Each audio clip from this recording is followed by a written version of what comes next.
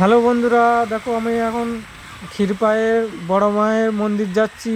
তো ক্ষীরপায়ের মধ্যেই রয়েছি এখন আমরা। তো এখানে বহু বহু দূর থেকে বহু জায়গার থেকে লোক আসে পুজো করাতে। যে যার নিজের নিজের পুজো করে এখানে, কালী পুজো ব্রাহ্মণের মতন পুজো করে।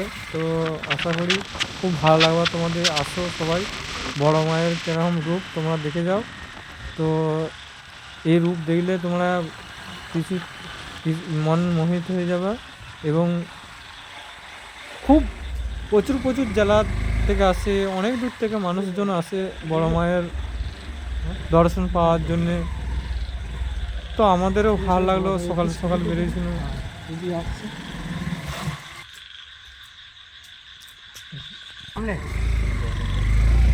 এই জায়গাটা খুবই ভালো, খুব সুন্দর লাগছে।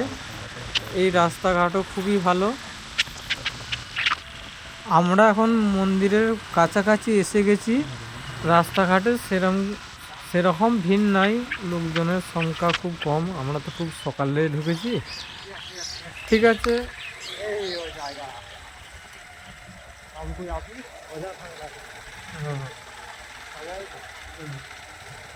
আচ্ছা, বড় মায়ের মন্দিরটা সোজা তো ঠাকুমা?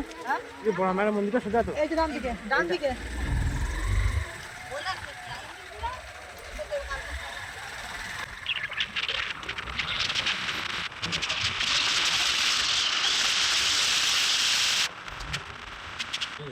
এই যে বড় মায়ের মন্দির সামনে এসে গেছি।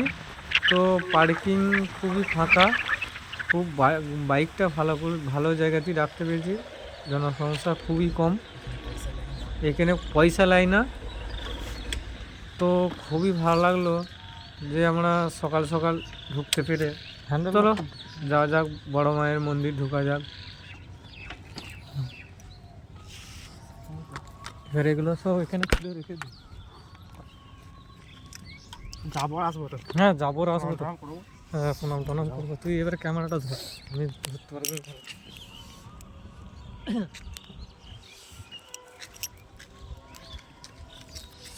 এটা আমার সৌভাগ্য কথা।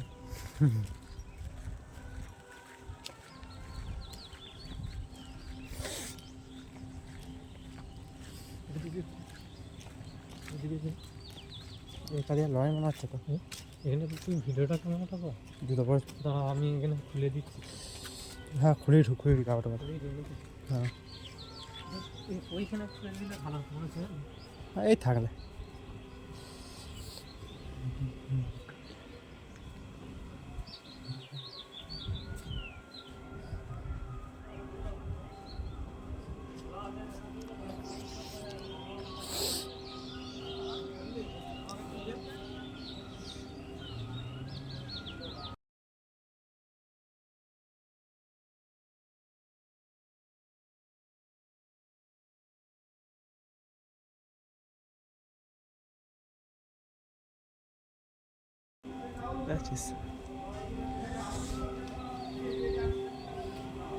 এখানে জুতো খুলুন, জুতো এখনো খোলা যেত।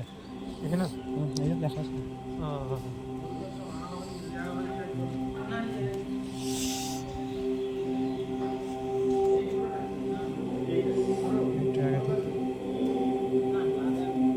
কত করে দিচ্ছে বললে?